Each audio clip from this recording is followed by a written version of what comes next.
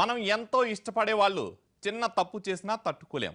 కారణం వాళ్ళపై ఉన్న ప్రేమే అంటూ తన స్టోరీ చెప్పుకొచ్చాడు వేణుగోపాల్. ఓ సినిమాను తలపించేలా సాగిన ఆ కహాని ఈ కేసును కీలక మలుపు తిప్పింది.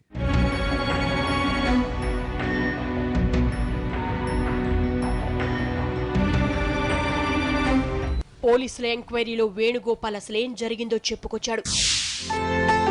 ప్రతిరోజు అతడు ఆఫీస్కు వెళుతుంటే భార్య ఉదయలక్ష్మి టాటా చెప్పేది. ఆ తర్వాత ఇంటి పనుల్లో నిమగ్నమయ్యేది.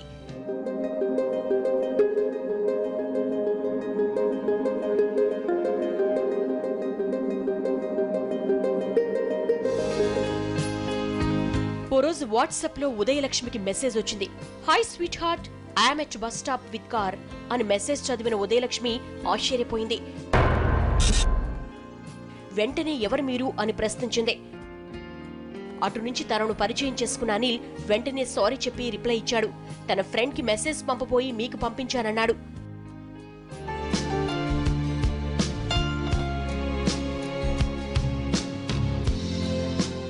ఉదయలక్ష్మి అక్కడతో చాటింగ్ ఆపేసి ఉంటే బాగానే ఉండేది. ఇంతకీ ఏ బస్ స్టాప్ అని ప్రశ్నించిందామే. క్షణం కూడా ఆగకుండా అనిల్ రిప్లై ఇచ్చాడు.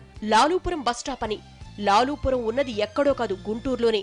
మీది గుంటూరే, నాది గుంటూరే అంటూ తన వివరాలు చెప్పేసింది ఉదయలక్ష్మి.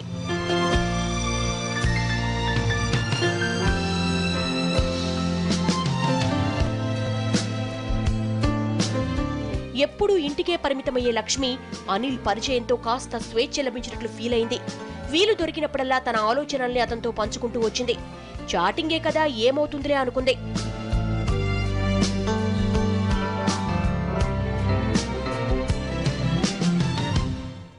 ఐదు నిమిషాల పరిచయంతో మొదలైన చాటింగ్ రోజులు గడిచే కొద్దీ గంటల పాటు సాగింది. ఒక్కోసారి మొబైల్లో ఛార్జింగ్ కూడా అయిపోయేది. అంతలా చాటింగ్లో మునిగిపోయేది లక్ష్మి.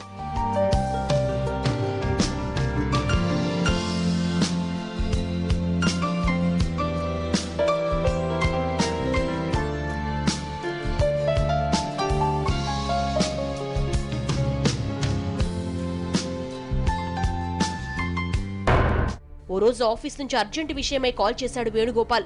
మొబైల్ స్విచ్ ఆఫ్ అయినట్టు తెలిసిందే. ఆ రోజు ఎన్నిసార్లు చేసినా అదే ఆన్సర్.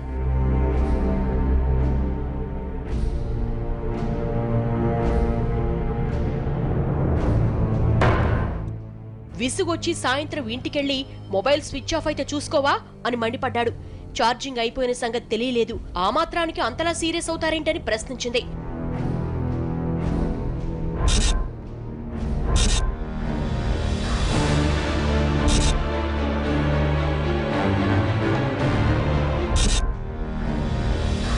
ఎప్పుడూ లేనిది లక్ష్మి రివర్స్ అవడంతో వేణుగోపాల్కు ఎక్కడో అనుమానం కలిగింది. మొబైల్ ఛార్జింగ్ ఎందుకైపోయింది అన్న డౌట్ వచ్చింది.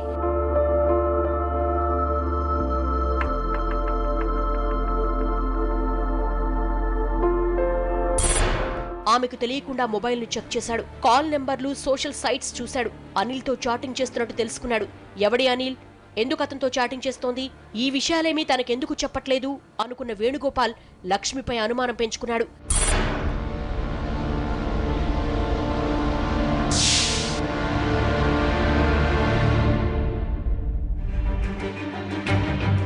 తనకు తెలియకుండానే చాటింగ్ ప్రపంచంలో మునిగిపోతున్న లక్ష్మి క్రమంగా భర్తను, పిల్లలను నిర్లక్ష్యం చేస్తూ వచ్చింది.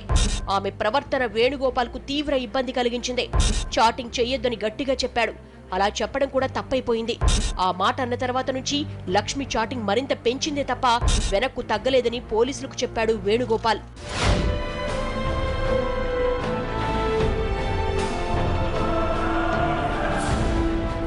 ముక్కు మొహం తెలియని వాడితో మొదలైన చాటింగ్ వేణుగోపాల్ ఫ్యామిలీలో చిచ్చు పెట్టింది. ఆ చిచ్చు ఏకంగా కొంపనే కూల్చేసింది. ఎంతలా అంటే ఉదయలక్ష్మి ప్రాణాలు కోల్పోయేంతలా. అనిల్తో మొదలైన చాటింగ్ బెడ్రూమ్ వరకు వచ్చేసింది. పడక గదిలో కూడా పక్కనే భర్తున్నా చాటింగ్ చేస్తూనే వచ్చింది ఉదయలక్ష్మి.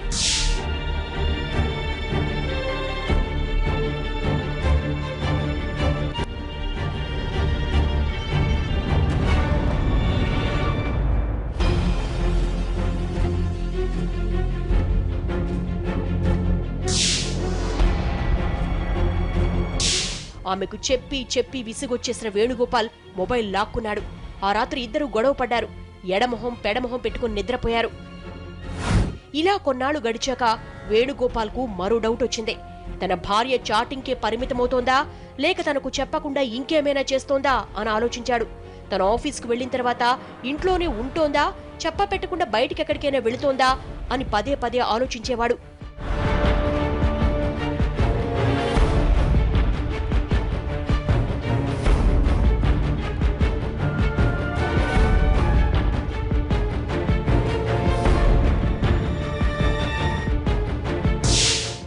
ఓ రోజు ఆఫీస్ కని బయలుదేరి మధ్యాహ్నం సడన్ గా ఇంటికొచ్చాడు వేణుగోపాల్.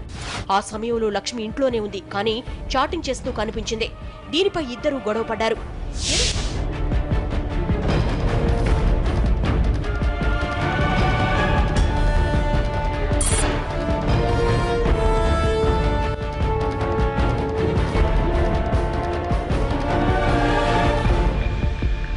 ఏదో సరదాగా 4 మాట్లాడితే తప్పేంటని ప్రశ్నించింది లక్ష్మి. ఆ మాత్రం స్వేచ్ఛ తనకు లేదా అని నిలదీసింది. తానేమి గడప దాటలేదు కదా అని మండిపడింది. తనకే ఎదురు చెప్తోందనుకున్న వేణుకి కోపం పెరిగిపోయింది. బలవంతంగా మొబైల్ లాక్కోబోయాడు. ఇద్దరి మధ్య తీవ్ర పెనుగులాట జరిగింది.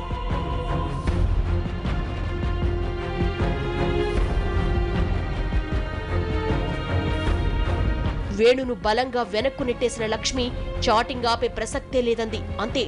చుట్టూ చూసిన వేణుగోపాల్ ఆమెను ఇష్టం వచ్చినట్లు చితకబాదాడు.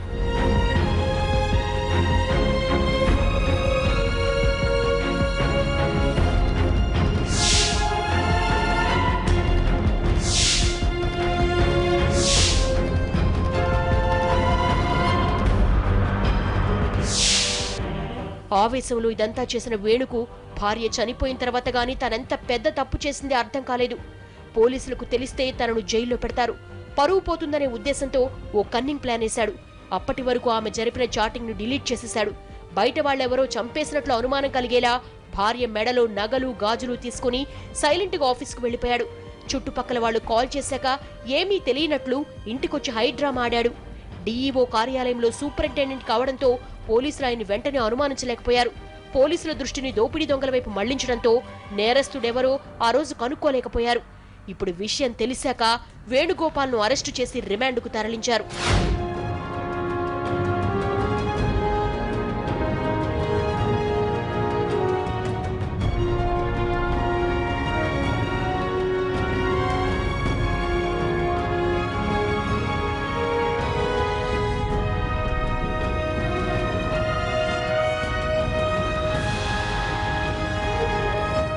వేణుగోపాలే హంతకుడని పోలీసులు ఎలా కనిపెట్టారు?